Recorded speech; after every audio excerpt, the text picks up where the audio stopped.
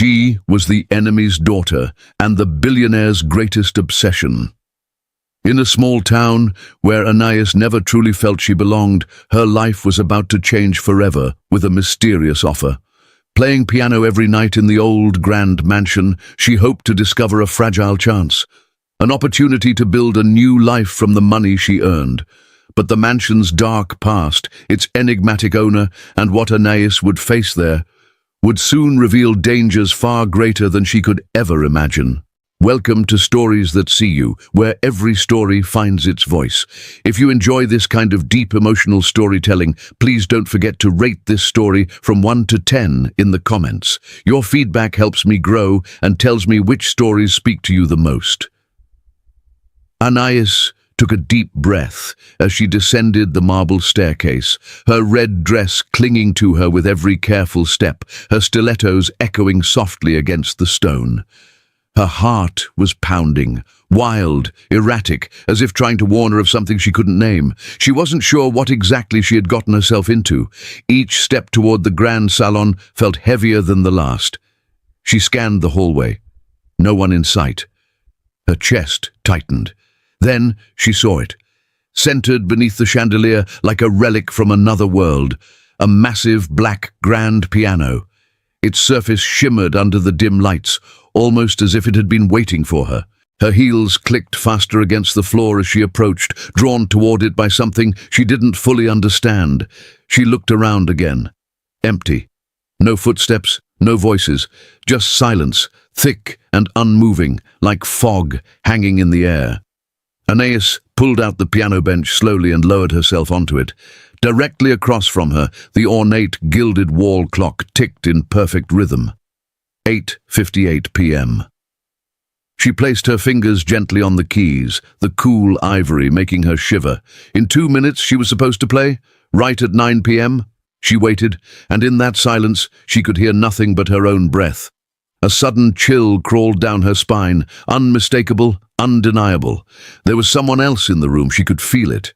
Not with her ears, but deep under her skin, like a sixth sense awakened by tension. As she slowly began to turn her head, a voice stopped her mid-motion, firm, low, and commanding, like velvet over steel.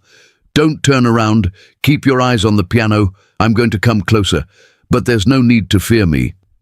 Anais froze. Her breathing grew shallow, uneven, her lungs suddenly struggling to keep up with the wild rhythm of her heartbeat. The thudding in her chest echoed in her ears, dizzying, almost unbearable. She could barely sit still as the sound of slow footsteps crossed the floor behind her, each one tightening the knot in her stomach. Then he was there, right behind her. She didn't need to see him to know. His presence was heat, hovering just inches away, and when his breath touched the bare skin between her shoulder blades, her body reacted before her mind could catch up, her eyes locked on her trembling fingers, still hovering above the keys, unsure, exposed. "How am I supposed to play like this?" she thought, nearly breathless, her pulse louder than the silence around her. His voice came again, softer this time, almost coaxing. "You're not allowed to see me."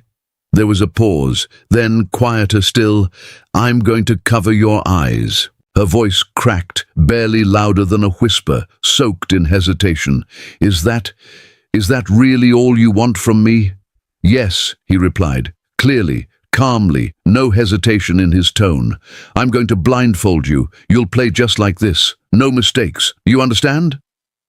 She swallowed hard. But this time, her words came steadier, the fear tucked behind something colder, sharper.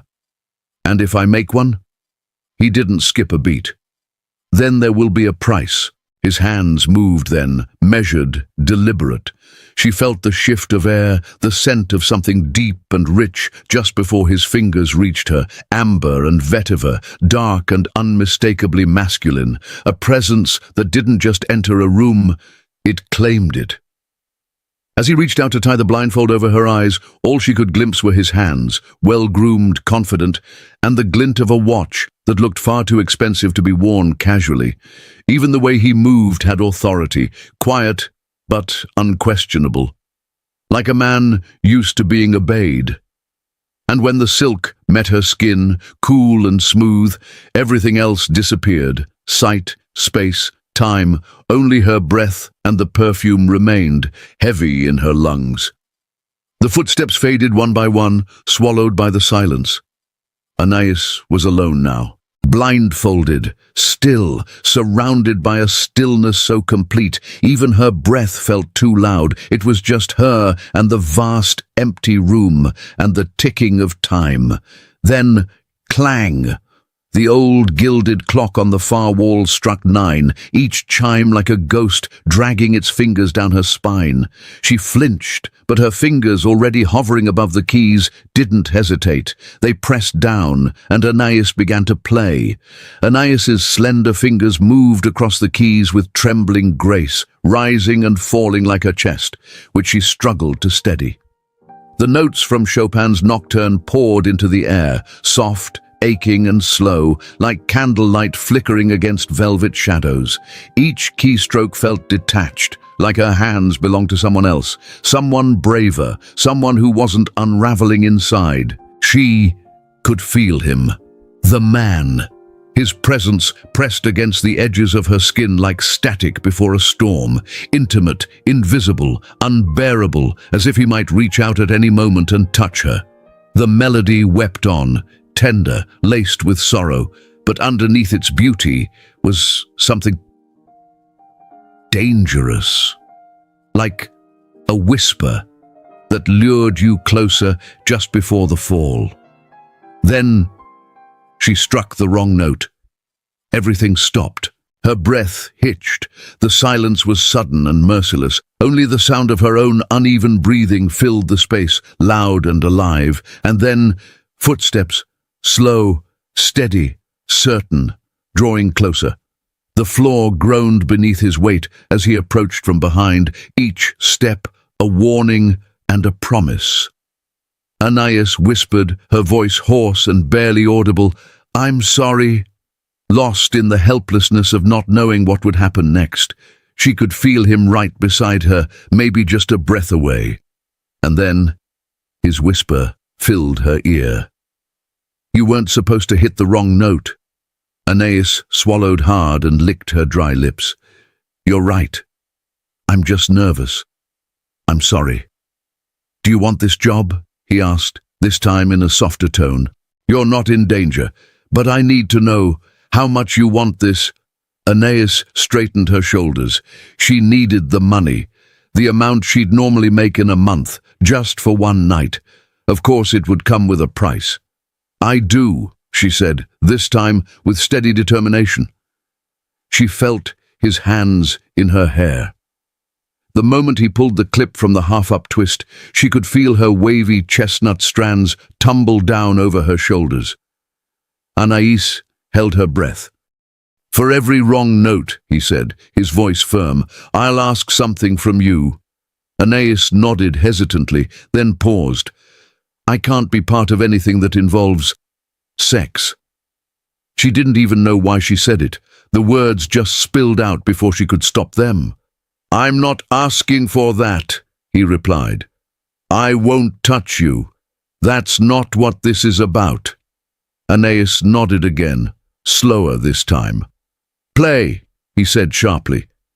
Anais obeyed. She kept going, losing track of time. The only way to stay focused was to let the music seep into her chest, into her bones, to let it become her. The piano was both her punishment and her escape. As a child, it demanded all her time, leaving no room for anything else. Now, it's the only place where she can truly disappear, lost in her music and her dreams. While she played, she could live whatever she needed to live, in a world of her own making, any time life felt like it didn't belong to her. This was where she ran. With every powerful note, some part of Anais's body tensed, then melted with the breath that followed. As Rachmaninoff's heavy, expansive chords swelled through the room, her waist-length hair lifted in soft waves, her hips shifted almost imperceptibly, melting into the rhythm. Her shoulders slowly unfolded with each descent and the way her fingers touched the keys. It wasn't just contact. It was something deeper, a sensual surrender. She couldn't see the man across the room, but she could feel his eyes, like they were pressed to her back. Each note became another line traced onto her skin by his gaze. Brooks, Benedict, sat across from the piano, watching Anais without blinking. The way her hair swept across her back, the subtle shifts of her body, the tension in her legs, her chest, he drank in every movement. His eyes narrowed as he took a slow sip from his glass of whiskey. Once, in this very house, at this very piano, he remembered standing at the entrance, breathless, watching a beautiful girl with dark, wavy hair cascading over her shoulders as she played. Victoria. But back then, the man sitting in this chair hadn't been him. And Brooks. Brooks had sworn that one day he would take that man's life. Anais paused. Brooks was silent for a few seconds, then said, "You didn't hit a wrong note. So why did you stop?" "What do you want me to play?" Anais asked. Her voice, low and resonant, struck something in him. Brooks noticed it. He felt it. "You weren't supposed to stop," he said calmly. "Then, take off your shoes." Anais turned her head slightly toward where his voice had landed. I didn't understand."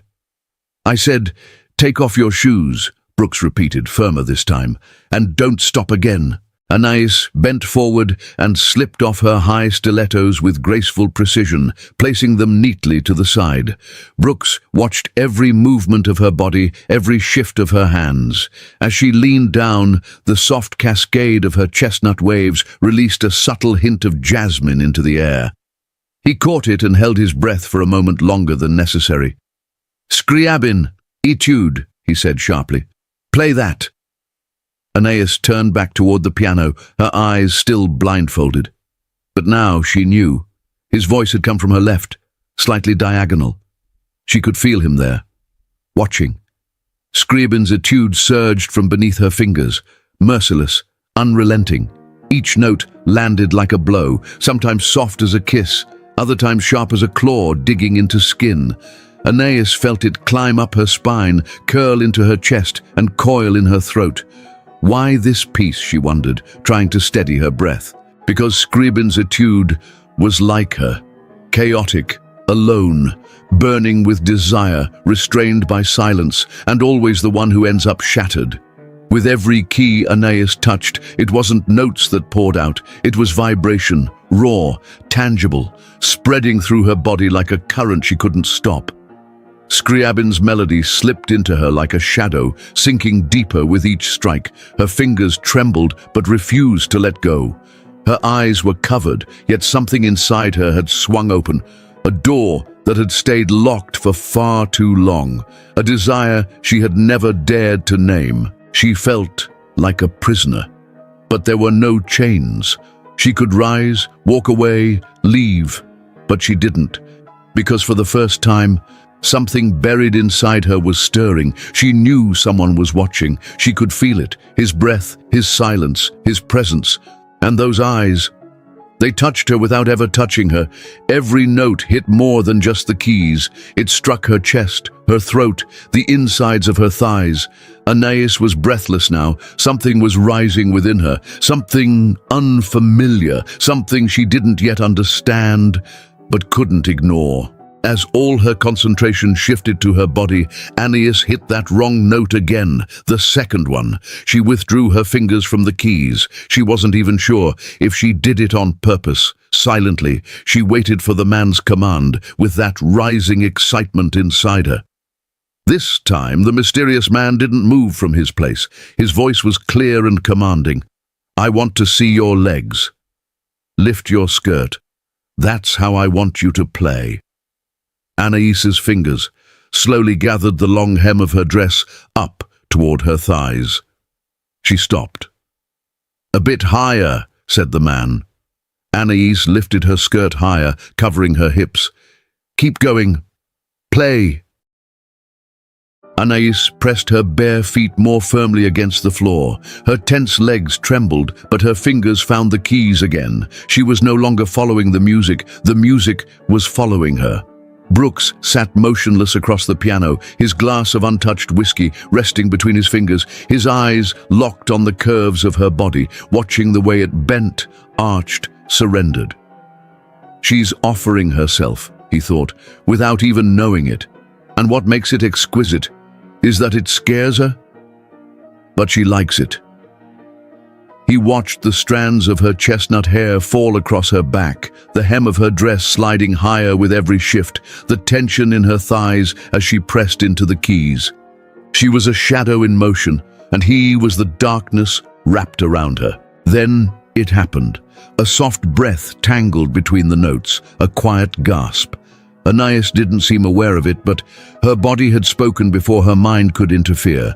A need, rising from some locked place inside her, had finally slipped free. Brooks leaned forward slightly. She doesn't know it yet, he told himself, but this music, this is her naked truth. Her face was caught between focus and something far more blurred. Her chest rose and fell in shallow waves, lips parted as if seeing something behind her closed eyes. And for the first time since Victoria, Brooks believed it was possible for a woman to be both utterly bare and still, completely untouched. The clock struck midnight, a deep, echoing chime that rolled through the house like thunder. Anais pulled her fingers away from the keys, gasping for breath, her chest rising with the remnants of something she still couldn't name. Silence fell again, thick, velvety, the kind that made her skin prickle. Her hands trembled with exhaustion, fingers twitching from the weight of what had just passed through them. Slowly, she slid the blindfold down over her cheeks, letting it rest around her neck like a silk collar. "I'm opening my eyes," she said aloud, as if needing permission, or fearing the emptiness that might await. She turned her head toward where the voice had come from, but there was nothing, just the empty armchair, and a half-finished glass of whiskey casting amber shadows under the soft light. The man was gone, like a ghost that had never really been there, except in her body, and somewhere much deeper. Her body was soaked. Beads of sweat trailed down her marble-colored thighs, catching the dim light as they dripped onto the polished floor. Still barefoot, Anais bent down, picked up her stilettos, and walked toward the stairs, quietly, almost reverently, heading to the room she had been shown earlier that evening. The hallway smelled faintly of damp stone and history. The door creaked open to reveal a room aged with grace. Old but expensive furniture, velvet drapes heavy with dust, a massive four-poster bed with a canopy, like something torn from a forgotten century. Her folded clothes were waiting at the edge of the bed. She dressed in silence, her fingers slow, as if every movement still belonged to the music. Then she opened the door, and there she was, Mrs. Hargrove. The same woman who had interviewed her the day before, the one who had shown her to this room when she first arrived, mid-40s, stern face, hair pulled back with military precision, dressed in a dark skirt suit that screamed authority. Definitely not a maid. That much was obvious, but Anais still couldn't quite place what she was. Despite her rigid presence, her voice was unexpectedly soft. She held out an envelope. "As I mentioned, Anais, there's $500 inside." Anais reached for the envelope. Mrs. Hargrove pulled it back, just slightly. "As agreed, what happened here stays here. You speak of this to no one, or you'll be dismissed immediately." Anais's voice was sharp, steady. "I understand." "Tomorrow?" she asked. "Same time?" "Yes, same time, until I tell you otherwise." Clutching the envelope tightly in her hand, Anais turned toward the stairs, but something stopped her. She turned back. "The man who was watching me, will he always be there?" Mrs. Hargrove didn't flinch. "Sometimes," she said flatly.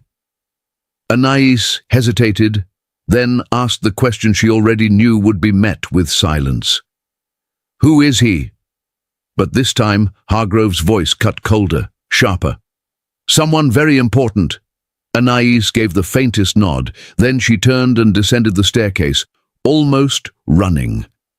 The silence of the manor clung to her like fog as she slipped out the heavy front doors and into the night air. She had 40 minutes until the last train. The gravel crunched beneath her hurried steps. She didn't look back, but her hand instinctively reached up to her hair. Her hair clip was gone. He had taken it. Ava Hargrove pushed open the study door and stepped in briskly. Brooks Benedict was standing by the tall windows, eyes fixed on Anais' figure as she disappeared down the gravel path. "Ava," he said without turning, "will I ever teach you to knock?" Ava joined him by the window, her gaze following the same trail. "Brooks, we've worked together on some of the most dangerous operations, but this is different. You know how much risk you're taking, don't you?" She paused, measuring her words. "All these games, are they really necessary? Why not just take the girl now? Once she finds out, Alexander Grimwald will come. He'll find us one way or another. Do we really need all this?" Brooks turned his gaze to Ava slowly. "This isn't just any operation, Ava. You wouldn't understand. It goes back 16 years. It's personal." Ava glanced around the study, her expression tightening. "So that's why you bought this house," Ava said, her voice laced with disbelief. "You're rich enough to buy any place you want in the country. You're a billionaire, and you choose this?" She glanced around the study, the air heavy with that stale, musty smell. "This place is suffocating. Are you really going to live here now?" Brooks turned back to the window, his voice cool but deliberate. "Buying the estate was a smart move. Properties seized by the government sell for far less than market value." Ava arched a brow, arms crossed. "So, you're saying buying this house wasn't personal? You really expect me to believe that?" Brooks didn't answer. His eyes remained locked on the stone path outside, where Anais had already faded into a silhouette. He spoke without turning his head. "Thank you, Ava.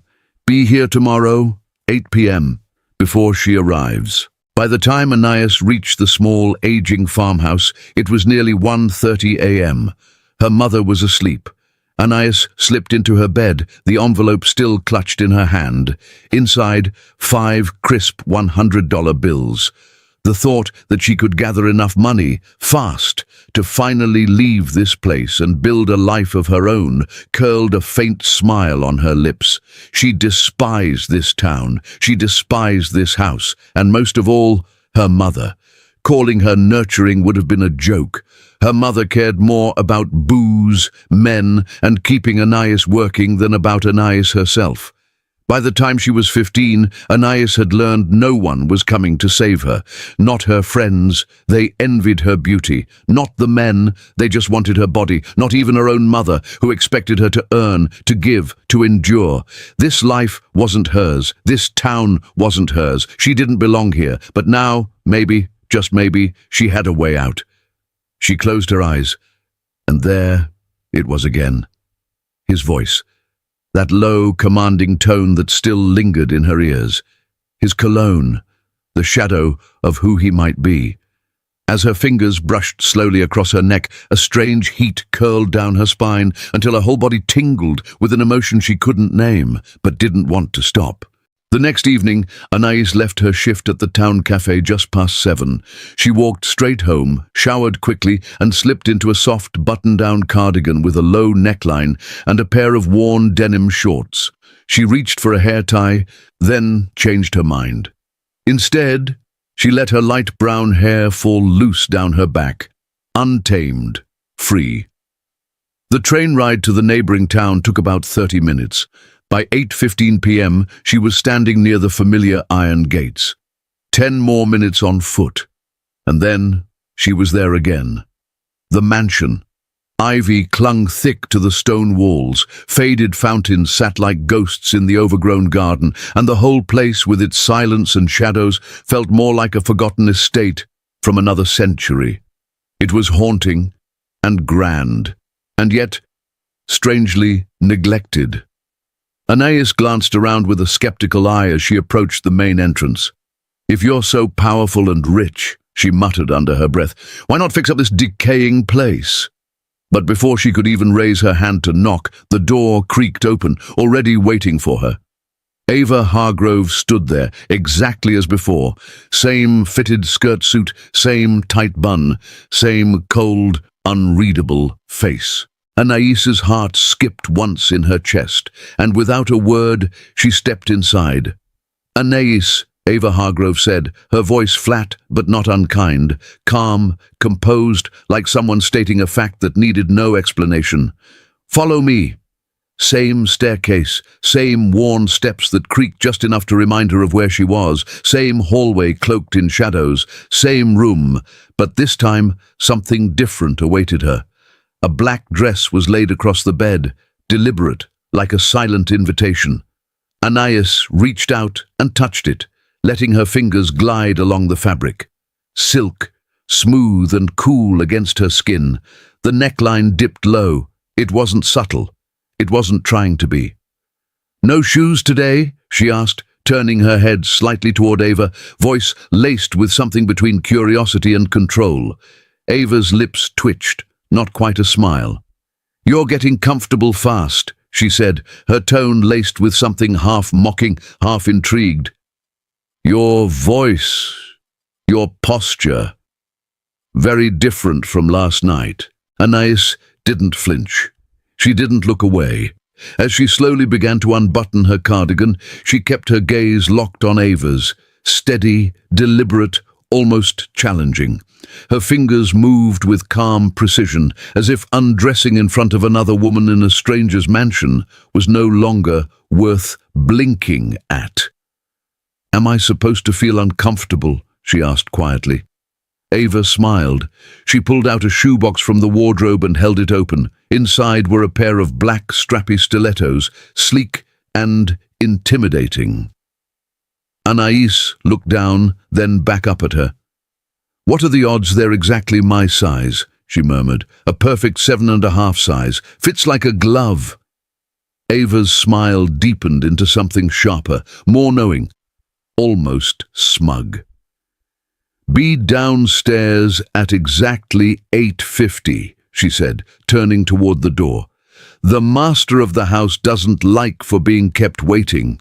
When Anaïs sat down at the piano, it felt eerily identical to the night before, the same damp scent clinging to the old walls, the same grandfather clock ticking ominously across the room, and the grand black piano, polished to a flawless shine, almost glowing in the dim light. She ran her fingers slowly along its lacquered surface, feeling the cool smoothness beneath her skin. This instrument, it had always been both her punishment and her salvation. The one thing she could do better than anything else. A gift she never asked for, but couldn't ignore. She had an ear, sharp, precise, maybe even rare, and tonight, once again, it was her only voice. She heard the footsteps behind her, slow, deliberate, and unapologetically confident. The clock had just struck 8:58.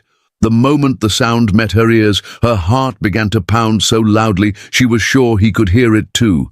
The steps stopped, right behind her. Anaïs sat still, spine straight, gaze locked on the piano keys in front of her. Then she felt it, barely there, yet unmistakable. His fingers brushed through her hair with a touch so light it could have been imagined, but it wasn't. Her lips parted slightly as she bit down on the corner of her bottom lip, a quiet reaction she couldn't control. "You didn't tie your hair," he murmured, voice low and husky, like it had just woken from something dangerous. Anaïs lowered her head slowly, then tilted her chin just enough to the side, just enough to acknowledge him, without giving him everything. "You know you're not supposed to look at me," Brooke said, his voice low but edged with something firmer this time, like a warning he hated giving. Anaïs turned her head forward immediately, her face now still, gaze fixed on the space ahead as if her own breath might betray her resolve. She didn't speak, but the heat rising in her chest betrayed more than words ever could. Behind her, she could sense his presence, not just the sound of his steps, but the subtle shift in the air as he came closer. He moved with that same unhurried confidence, like a man completely at ease in control, yet tonight there was a strange kind of weight in each step, as if even he wasn't immune to what was happening between them. He raised the silk scarf, and just before the soft fabric brushed against her skin, Anais, almost involuntarily, lifted her hand and let her fingertips rest gently on it. But instead of drawing away, their hands touched, directly.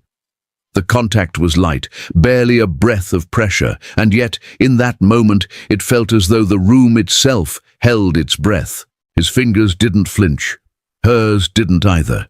For several suspended seconds, their skin stayed pressed together, and something deeper moved beneath the surface, something that wasn't meant to be acknowledged, not yet, but insisted on being felt. Anais felt the warmth of him seep into her, not just through her palm, but along the nerves in her wrist, traveling up her arm like a slow-burning fire. She swallowed, but the dryness in her throat only grew. Her lips parted slightly, not to speak, but because it felt impossible to hold all that sensation behind them. She didn't dare turn her face toward him again, but she could feel him, and he wasn't moving, not yet. Brooks didn't speak for a moment. His fingers slid slowly along the silk, grazing Anais's skin in a gesture so careful it almost felt reverent. Then, without haste, he tied the scarf with a single, deliberate knot, tight enough to block sight, but soft enough to feel like a caress. "You must be curious about me," he murmured near her ear, the huskiness in his voice threading between control and desire. Anais nodded, her breath shallow. "Yes," she whispered, and her voice trembled, not from fear, but from something far more dangerous. Anticipation. As if responding to a silent cue from the universe, the clock behind them struck 9. The chimes echoed through the vast, dimly lit space, bouncing gently off the stone walls, like a sacred ritual being called into motion. She heard his footsteps then, measured and steady, retreating into the shadows. Still blindfolded, Anais tilted her face slightly toward the sound, but she didn't dare move. Instead, she let her fingers find the piano. And when they did, they moved like water, fluid, knowing, effortless. Clair de Lune. The first notes spilled into the room like moonlight through broken glass, delicate and luminous, almost too beautiful to touch. Her hands remembered everything, her body remembered everything. Her heart, however, was already somewhere else, following the man who had just left her in darkness, and yet somehow lit something inside her she could no longer ignore. Brooks swirled the glass of whiskey between his fingers, eyes hazy with something heavier than alcohol. Anais, just a month away from her 24th birthday. She had no idea how close she was to the edge. Behind that fresh, innocent beauty, there was shadow. He could feel it in the way she played, the way her fingers had just touched his, the way life had clearly already touched her.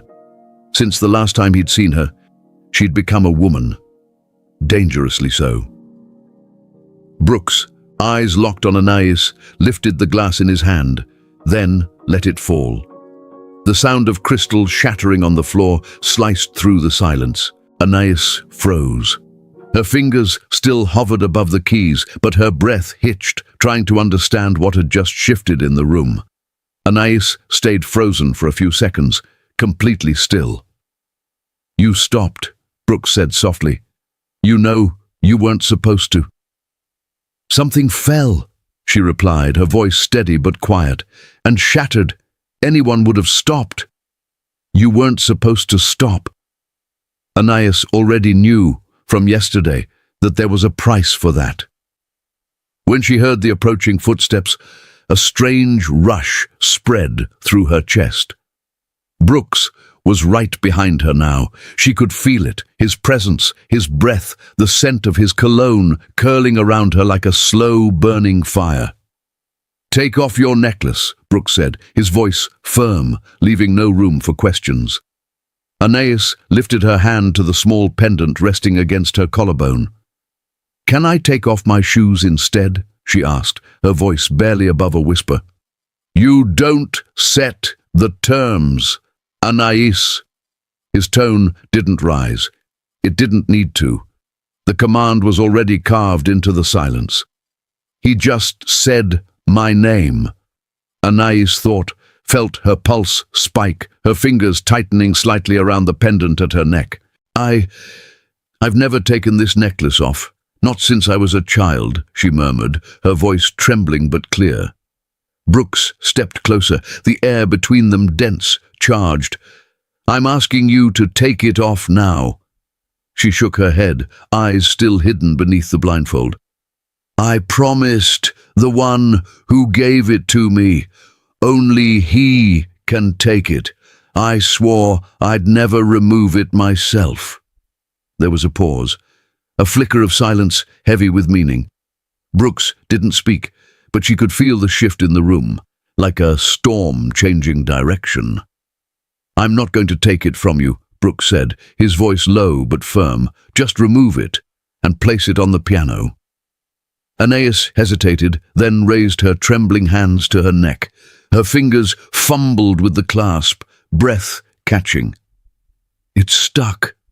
It won't open, she whispered, struggling with the tiny latch as her heartbeat pounded louder than the silence between them.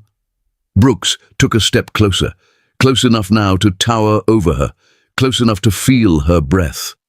In one swift motion, his hand reached out and yanked the chain, snapping the necklace clean off her neck. Anais gasped, instinctively rising to her feet. Her hands flew up to the blindfold, startled. Her elbow hit his chest, firm, unyielding. They were a breath apart. Brooks caught her wrist before she could pull the fabric away. His grip was strong, commanding. Don't, he said, voice edged with warning. Anais froze, chest rising and falling quickly. She swallowed hard, heart hammering beneath the silence. That necklace meant something to me, Anais said, her voice trembling. You can't just take it like that. You said you wouldn't hurt me. Hurt you? Brooks echoed, a low edge in his voice. His hand still gripped her wrist, firm and unyielding. Is that what you think this is? His eyes locked on hers through the blindfold, as if he could see straight through. I'm trying to keep you from losing this job. The necklace is here, he said, his voice softer now. He gently placed it on the polished surface of the piano. You'll take it back when you leave. Brooks let his gaze linger, first on the rise and fall of her chest, still quick with breath, then on her parted lips, full and trembling.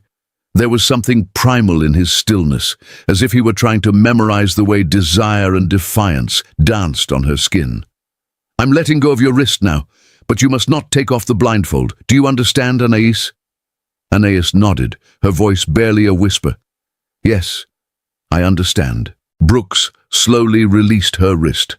Then he stepped back, 3 deliberate steps, putting space between them, yet never breaking the pull of his gaze.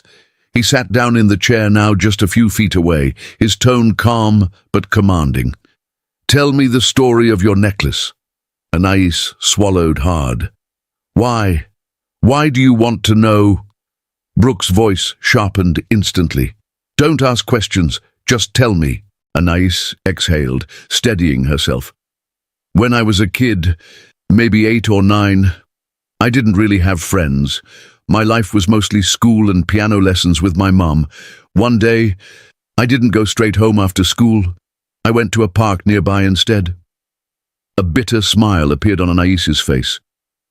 It might have been an ordinary moment for any other child, but for me, it felt magical. It felt like I could breathe. She paused. Her voice had softened. Brooks tilted his head slightly, his attention laser-focused, listening. In the park, there were a few other kids, Anais continued, her voice distant now, as if the memory was playing like an old film behind her closed eyes. They wouldn't let me join their game. One of them pushed me and I fell, scraped my knee. She took a shaky breath. That's when someone came over. A man. Young. Well-dressed. He smelled clean, expensive, like something I'd never known. He knelt down, helped me up, blew gently on the scrape like it would take the sting away. Anais's fingers twitched on her lap. Then he pulled something from his pocket. This necklace, he said it would protect me. Her voice dropped to a whisper. He said I should never take it off. Such a touching story, Brooks replied, his voice laced with a smug amusement that stung more than it soothed. Anais let out a bitter laugh, sharp with frustration. "Why am I even telling you this?" she snapped. "You wouldn't understand. Look, I grew up without a father, all right?" Anais said, her voice shaking. "I never even met him, and my mother, she wasn't exactly warm or nurturing. She used to smack my fingers over and over again just to force the piano into me. I guess that's the only useful thing she ever did. I mean, look at me. I can play well enough to earn $500 a night now." She let out a bitter breath, then continued, slower, softer. "But that man in the playground, he gave me hope. He told me that one day, when I'd have to make a choice, I should look at this necklace, and I'd choose what's right. He said my life would change, that I wouldn't always be this sad, that when the world got too cruel, I could touch this necklace and remind myself that good things would come, that I was meant for more." She paused, voice breaking now. "I promised him I wouldn't take it off. Not until that moment came. Not until he was there." Anais swallowed hard. "And you ripped it from me." A faint smile tugged at the corner of Brooks's lips, but Anais couldn't see it. "The angel at the end of the chain," he said, his voice low. "Is that supposed to represent you?" Anais gave a quiet, tired laugh. "I don't know," she replied. "I've never really felt much like an angel myself." She hesitated, then added softly, almost to herself, "But to me, that angel, it always reminded me of him." Brooks leaned back, eyes narrowing as he watched the young woman in front of him, nervous, unsure of where to place her hands, blind to her surroundings, and yet painfully beautiful. All he wanted in that moment was to touch her, but he wouldn't. He couldn't. Not ever. "You'll find your necklace here tomorrow, fixed," Brooks said.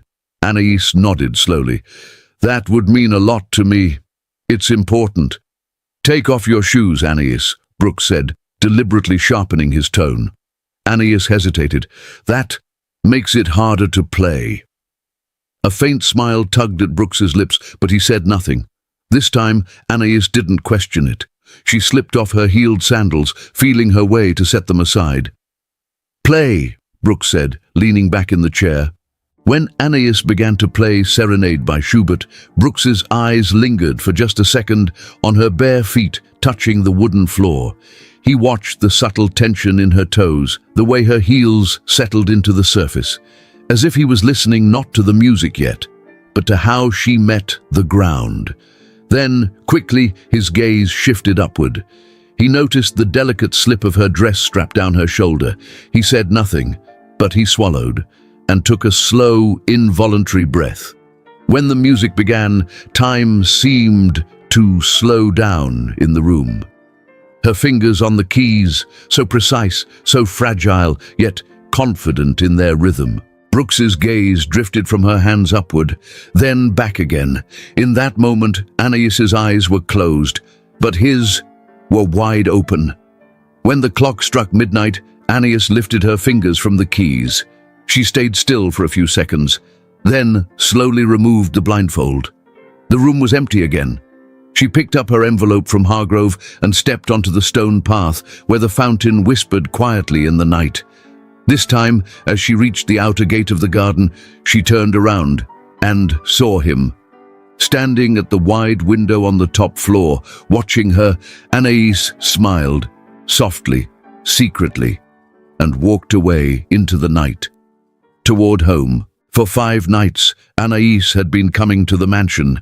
Each time, the dress was waiting, laid out with almost obsessive precision, as if chosen not just for her body, but for the way it would move beneath the chandelier light. She had played for hours, blindfolded, her fingers gliding over the keys, while shadows shifted around her. And yet, for the past 3 nights, he hadn't come. Not a single footstep on the marble floors, not the faintest breath behind her. The third night she found her necklace, repaired, placed gently on the piano lid, but nothing else. No note, no presence, no voice. Still, she returned. Still, she played. 3 nights, alone, eyes covered with the silk scarf she had tied around herself. And though no one watched, she still felt as if she were being seen. Something in the walls remembered her. Something in the silence waited. Her mother had started to suspect something. "Anais," she said, her voice sharper than usual, "don't think I haven't noticed. You've been coming home late. Where have you been sneaking off to every night?" Anais knew whatever lie she told. It had to mean something, not just a deflection, but a truth her mother could accept. A truth that sounded like Anais. "Mom, I've been staying late at work," Anais said, carefully steadying her voice. "There's a staff shortage, and they're offering extra pay for night shifts. $50 a night." She reached into her coat pocket and placed the folded bills on the kitchen counter. "I left you $150. You can use it for whatever the house needs." Maggie Ryder's eyes flicked to the money on the counter. Her expression softened, lips curling into something close to satisfaction. "Ah, well, that's different then." She picked up the cash, ran her fingers over the edges like it was silk. "We always need money, don't we?" Anais didn't answer, because some truths were too expensive to afford, even at $50 a night. Anais rolled her eyes as she closed the door behind her. She kicked off her shoes, let her coat fall to the floor, and collapsed onto the bed like a marionette with its strings cut. She should have been tired, but her body was restless, her mind louder than sleep. It was because of him, the mysterious man. The way he spoke her name, it burned into her skin, the authority in his voice, the stillness in his presence. As her fingers drifted absently across her own skin, she imagined his breath at the nape of her neck, his fingertips tracing not her body, but his control over it. Her chest rose, fell, then rose again, deeper this time. She had kissed before, let hands wander, exchanged heat in dark corners, but this man hadn't even touched her, and yet her whole body remembered him, not as a memory, but as an ache she didn't know she had, until he made her feel its absence. Ava Hargrove placed the coffee in front of Brooks Benedict while still on the phone. "Yes, sir. The operation is ongoing. I know, sir." Her tone was tense, her eyebrows lifted slightly, lips pressed into a tight line. "Understood," she said finally, and hung up. Brooks hadn't lifted his head from whatever he was reading on his laptop. The coffee sat steaming in front of him, untouched. Ava watched his silence for a few seconds. Then she took a breath. "You've got it easy, Brooks," she said, her voice controlled but edged with frustration. "I'm the one getting grilled. You're the consultant, outside the chain of command, protected by that nice little title of yours." Brooks turned his head slightly, his face still unreadable, but Ava's words were meant to land. "You know," Brooks said in a confident tone, "I used to sit in the very chair of the man you just spoke to. I know exactly how this system works. We told them 1 month. That month isn't over yet. They have no choice but to trust me." He finally looked up, eyes steady. "I know that man better than anyone, and they know only I can face him." "Why did you leave the girl alone for the last 3 nights?" Ava asked, stirring her coffee slowly. "I wanted her to feel safe," Brooks replied calmly. "And to wonder." "So, everything's part of the plan, huh?" Ava raised an eyebrow, voice tinged with sarcasm. "Or did she stir something in you too? Is that why you stayed away? She's very attractive, isn't she?" Ava leaned closer, eyes sharp. "And what you're doing to her, it's a strange kind of game. You're messing with her mind. Tell me, Brooks, how exactly does that satisfy you? First of all, let's not forget whose daughter she is. Brooks said, slamming his laptop shut. "And stay out of the other matter. That's between me and her father." "Exactly," Ava replied, her voice sharp. "That's what makes it off limits. And all the more tempting, isn't it? You're letting personal feelings cloud the mission. That could jeopardize everything." "So what about us?" Ava asked. "Are we in danger here, Brooks?" "It's just the two of us." "Alexander Grimwald is a man in hiding," Brooks said, leaning back in his chair. "Powerless. Getting any intel from his daughter isn't exactly current strategy. The girl's mother, she doesn't even know who Aeneas really is. All she knew was that a baby was handed to her, and she received a fixed amount of money every month. And as we saw, nothing's been deposited into her account for the past 5 years. Ava shook her head slowly. "Honestly, Aeneas's life is a tragedy. The woman she thinks is her mother isn't. She has no idea who her father is, raised in poverty while surrounded by power and wealth, and she doesn't even know who you are. Her entire life built on lies. That's heartbreaking." Brooks clasped his hands, resting them under his chin. He stared out the window in silence, his expression unreadable. "Aeneas's life is about to take a new path," he said at last. "Let's hope she chooses the right one." Aeneas had been working at the same cafe for the past 3 years, sometimes as a waitress, sometimes in the kitchen. It was one of only 2 cafes in town, and this one hadn't changed its decor in over 30 years. It was 2 p.m. She stood behind the counter scrolling through apartment listings in the city on her phone. The cafe was nearly empty, just 3 customers scattered across the worn-out booths. If she could save for just 2 more months, she'd leave this place without looking back. Hope. It was the only thing keeping her going. Thomas, the elderly owner of the cafe, had always kept a certain distance from her, stern-faced, yes, but at least he never crossed the line. He walked up and dropped a trash bag in front of her with a grunt. "Looks like you've got time to kill, Aeneas. Here, do something useful." Without a word, Aeneas took the bag and headed toward the large dumpster across the parking lot. That was until her troublemaker Jason stepped in front of her. "Hey, gorgeous," he drawled, leaning against his flashy sports car, eyes slowly raking over her. "You're too pretty to be hauling garbage. I still don't get why you won't let me show you a good time." Aeneas didn't even pause. "You're not my type, Jason. I've been saying that for years. You just don't listen." "Oh, come on," Jason smirked, suddenly stepping in close. Too close. "You weren't saying that when I kissed you in the car." Aeneas rolled her eyes and shoved him back with one hand. "Get lost, Jason. That was 2 summers ago, and back then I didn't know you were such a creep." The muscles in Jason's jaw tensed, that smug grin twisted into something darker, anger. "Not many people reject me, Aeneas," he muttered, voice low. "Where does all that confidence come from, huh? Still dreaming of escaping this dump? With what money?" He slid an arm around her waist, yanking her toward him. "You could have made things easier, if you were with me."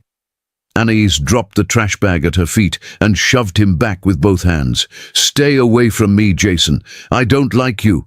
Don't confuse me with the other girls. I'm not going to fall for your flashy car or your dirty money." Just then, Aeneas heard a voice rise behind her. "Hey, kid!" She said no. "You deaf, or just too full of yourself to hear it?" Startled, Aeneas spun around. A man stood there, tall, composed, with piercing green eyes and a sharp, unwavering expression that seemed to slice right through Jason's arrogance. He was tall, maybe in his 30s. There was something quietly magnetic about him, the kind of allure that didn't ask for attention but demanded it anyway.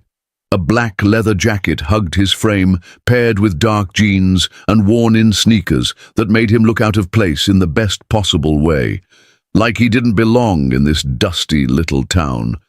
But maybe, just maybe, he came here for a reason. Jason let out a scoffing laugh. "And who the hell are you supposed to be?" The man didn't flinch. He walked forward with calm, measured steps, each one deliberate like a countdown. Now he was standing right beside Aeneas, facing Jason directly. "I'm the guy who's going to hurt you real bad if you don't walk away. Right now." Anais stared at him, her breath still a little uneven from the adrenaline, her eyes wide, scanning his face as if trying to place him. "Thank you," she said softly, her voice barely above a whisper.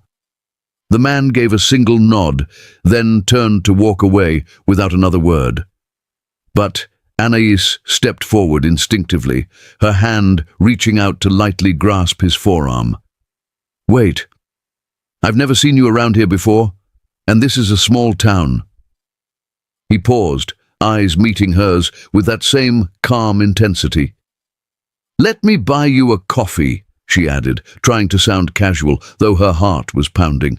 "I mean, I work here anyway." She gestured toward the cafe behind her. "I don't need a coffee," the man said, his voice low and firm. "I just saw you were being harassed, that's all. I have somewhere I need to be." He turned slightly, ready to walk away. But Anais reached out again, her fingers gently wrapping around his forearm. This time, with more intention. "Please," she said almost in a whisper. "Just one coffee." He looked down at where her hand touched him, then slowly met her eyes. For a moment, just a moment, the world seemed to pause. His gaze held hers, searching, almost questioning. She swallowed, her voice softer this time. "Please." "All right," the man finally said. 10 minutes. He walked to the far corner of the cafe and sat down, choosing the seat that gave him the best view of the entrance. His eyes followed Anais, subtle but focused, as she moved quickly behind the counter, filled a cup with fresh coffee, and approached him. She placed the cup in front of him, then quietly slipped into the seat across from him. For a few seconds, she just watched him, curious, maybe even hopeful, her lips curved into a small, grateful smile. He didn't say anything right away, just lifted the cup, took a sip, and winced slightly. It was hot. He gently blew on the surface, then took another sip. "It's good," he said simply. "Thank you." Anais's smile deepened, slowly stretching across her face. She leaned forward, elbows gently resting on the table. "Well, least I could do," she said softly. "Jason can be persistent. No one's ever stepped in for me like that before. I think you might have actually scared him off, for now at least." The man's eyes flicked down for just a moment, just long enough to notice Anais's fingers fiddling nervously with the necklace around her neck. A small silver pendant shifted between her thumb and forefinger, like a familiar habit.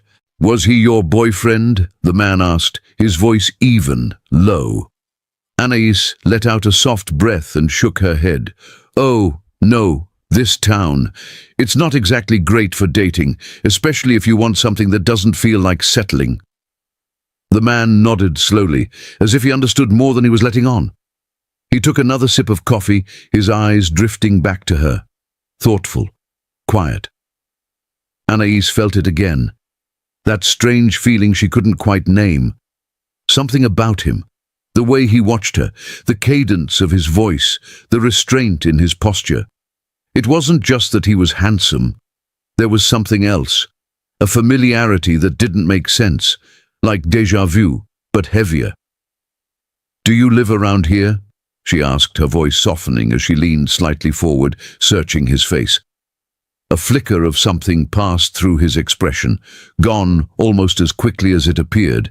Then, with a faint smile tugging at the corners of his mouth, he shook his head. "No," he said simply. He wasn't much of a talker, Anais realized. There was something about the way he sat, silent, composed, deliberately still, that told her.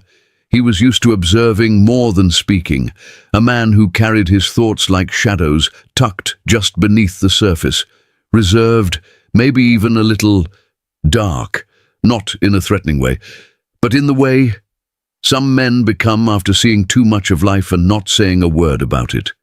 Late 30s maybe, or early 40s. Hard to tell with that jawline, that posture, that kind of presence. He was undeniably handsome, but not in the polished, pretty boy way the tourists sometimes were. This was something else, rougher, built, masculine. And then there was the voice, low, unhurried, the kind of voice that didn't need to rise to fill a room. It simply existed, and people listened. But it was the eyes that wouldn't leave her. Green, piercing, like they saw straight through her, beneath her words, behind her practiced smile, all the way to the places she thought were well hidden. Those eyes. Anais looked down for a moment, flustered by the sudden intensity pressing against her ribs. Who was he?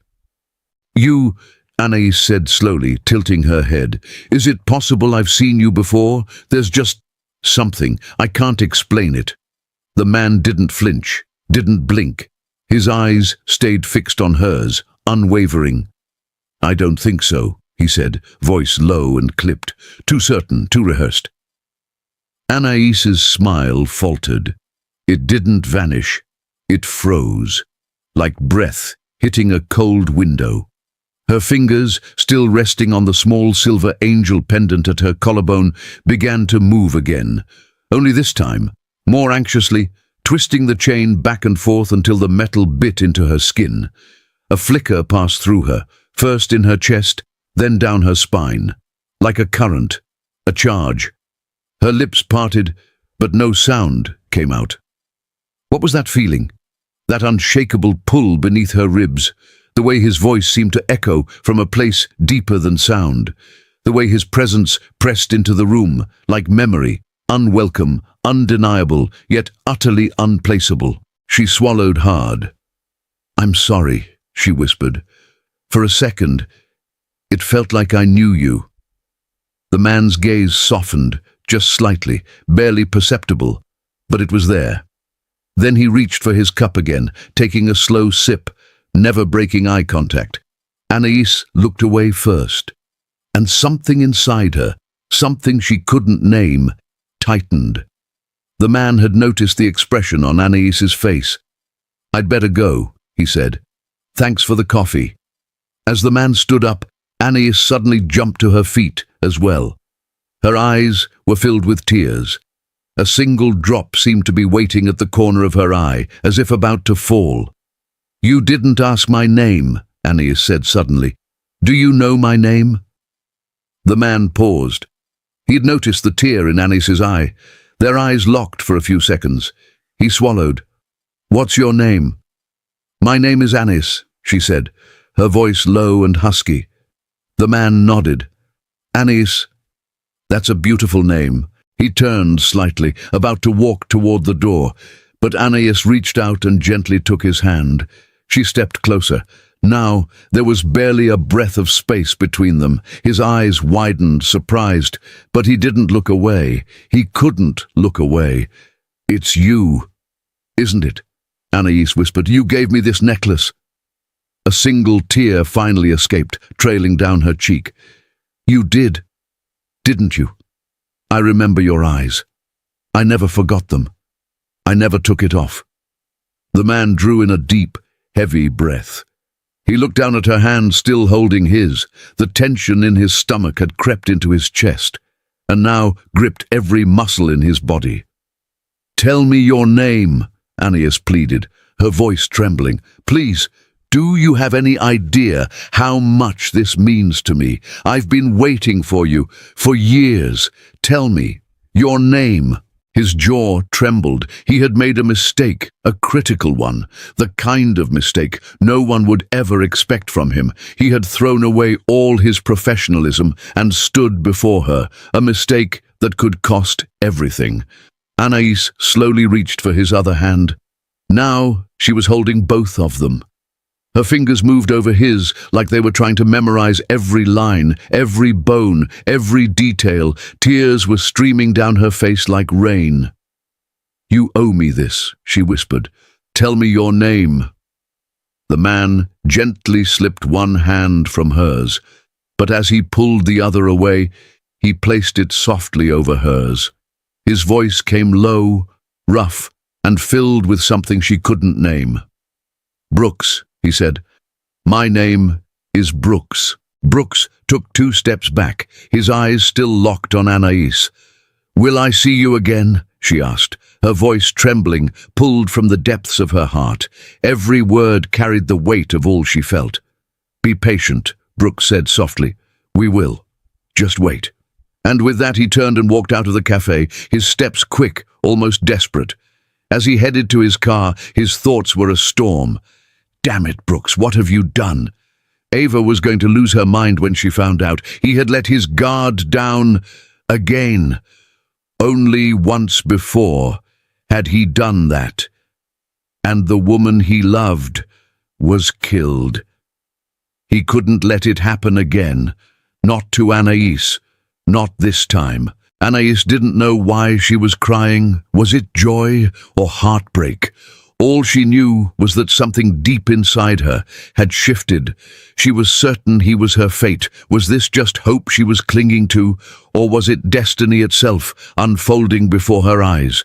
She'd always carried a quiet belief that there was another life waiting for her, that someone would come and pull her out of the shadows.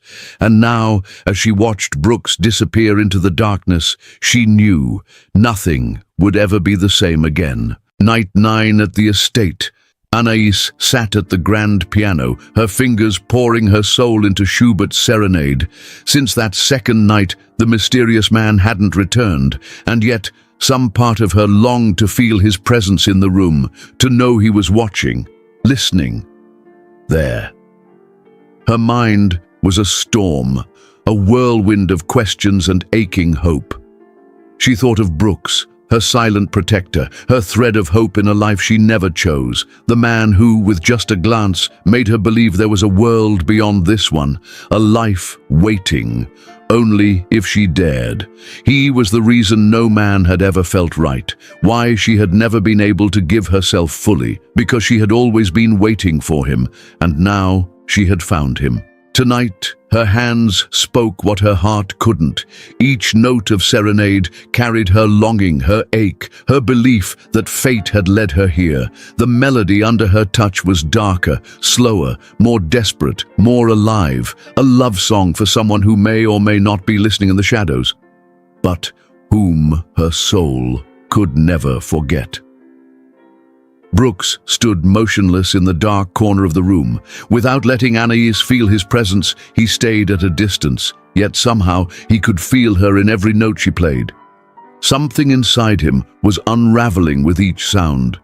The sorrow in the music touched his heart like a scraped knee on a child. Brooks lowered his head. It was as if every note was being torn straight from Anais's heart. He remembered the first time he saw that little girl. He hadn't been able to save Victoria, but maybe he could protect this little one by giving her hope, by planting kindness within her. Perhaps Anais could be shielded from the difficult future that awaited her. But Anais was a piece in a much bigger game. She was also a bargaining chip, the only child of the country's most ruthless crime lord. Alexander Grimwald, a narcissistic sociopath, was known for his cold and ruthless nature, murderer, involved in dark and illegal dealings. He never wanted children, fearing his child could be used against him. This mansion was home to many women, like beautiful Victoria, who suffered in silence. Alexander had a disturbing fascination with musically gifted women, weaving dark fantasies around them. Those who defied him rarely survived. Until one day, a pianist woman, Marie, subjected to unimaginable abuse, became pregnant. He ruthlessly eliminated her after the birth and secretly entrusted the child to a cruel guardian. This child was seen not as a daughter, but as a calculated project. Raised in harsh conditions to grow harder, colder, and filled with rage, she was shaped into a calculated force, a shadow designed to one day take her place on her father's throne. Brooks was so consumed by rage that he wouldn't even notice how tightly he was gripping the glass, so furious that when it shattered between his palms, the pain wouldn't register, the blood spilling ignored. He clenched his teeth. "You're no longer that 25-year-old kid, Brooks. You're 40 now. You've lived through so much, seen every kind of darkness, and yes, you've been stained by it too." Back then, he wasn't just a lost youth. He was a rookie in covert intelligence, thrown into the lion's den of that mansion, trying to navigate a world where danger lurked behind every shadow. With delicate fingers and slender wrists, this innocent girl poured her soul into the music she played. But you can't let yourself get lost in her. You're tougher than that. You will take your revenge on her father. She's just a pawn. You'll make her live through what Alexander Grimwald put Victoria through. You'll destroy Grimwald's project completely and make sure he's locked away behind bars, never to escape again. As Anaïs played Debussy's Clair de Lune, the silk scarf soaking up the tears streaming from her eyes seemed to deepen the weight of years of loneliness she carried within her. Her fingers poured the emotions, rising from the depths of her soul and body into the keys, striking them with a fierce intensity. She had learned this piece when she was just 9, a musical prodigy in another world, but here, just a child capable of playing the hardest pieces in this small town. Ever since Brooks had given her that necklace, she always played this piece thinking of him, her angel who gave her hope. And then, suddenly, Anaïs stopped. Brooks straightened up from the wall he'd been leaning against in the dark corner, narrowing his eyes as he watched Anaïs. But he said nothing. Anaïs kept her head bowed, her sobs audible in the stillness. Brooks hesitated, torn between going to her and holding back. With trembling hiccups, Anaïs rose to her feet. Her shoulders shook as she struggled to catch her breath. Brooks quietly closed the large salon door beside him, careful to preserve the silence as much as possible. Anaïs stood there, her eyes still covered by the black silk scarf. Draped in a flowing white dress, her long, wavy, light brown hair cascading from her shoulders down to her waist, she reminded Brooks of an angel. What kind of man had he become? Setting out to protect this girl, only to unleash, years later, the same sexual and psychological violence that Alexander Grimwald had inflicted on women, just driven by the rage and hatred burning inside him, and all aimed at her. "You're here. I know it." Anaïs's tearful voice echoed softly through the quiet room. "I can feel your presence here. I've been alone here for nights. I don't like the loneliness. All my life I've been alone. Please, sit with me here. Please." Brooks walked slowly and quietly toward Anaïs, the man known for his careful planning and control. Was it Anaïs's presence? The nights of listening to her play? Or somehow the way she made him feel her emotions and innocence? He didn't know for sure, but he could feel the grip of control slipping away from him, just like years ago, in this very room, when he watched Victoria play and lost himself completely. A deep ache pierced Brooks's heart. Anaïs gently turned her head to the side. She knew Brooks was there. This time, she didn't even try to remove her blindfold. Slowly, she bent down and slipped off her shoes. She eased herself onto the piano bench and shifted slightly to the right. Her slender fingers touched the keys, first softly. Then, with the emotions rising from her chest, she began to play with fierce passion. Each note beneath Anaïs's fingers both burned and embraced her. It was the voice of a heart spun with passion, still struggling to control a restless desire. As the melody progressed, a storm inside her swelled, carrying traces of anger and a touch that had never been reached. Brooks stood by Anaïs's chair, his lips trembling as he swallowed hard. His fingers traced through Anaïs's hair, caught between the urge to touch and to hold back. Anaïs stopped, withdrew her hand from the keys. Slowly, she placed it beside her on the piano bench, an unspoken invitation to sit here.